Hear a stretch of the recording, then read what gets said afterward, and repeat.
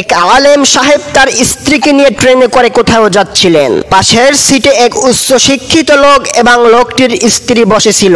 সেই লোকটির স্ত্রীর গায়ে ছিল বেশ খোলামেলা পোশাক। এক সময় ওই উচ্চ শিক্ষিত লোকটি আলেম সাহেবকে শুনিয়ে বলতে লাগলো, মোল্লা তাদের বউদেরকে আবদ্ধ করে রাখে, তাদের বউদের কোনো স্বাধীনতা নাই। তখন সেই আলেম সাহেব উচ্চ শিক্ষিত লোকটিকে বলল, ভাই আপনার ওই ব্যাগের ভিতর কি আছে?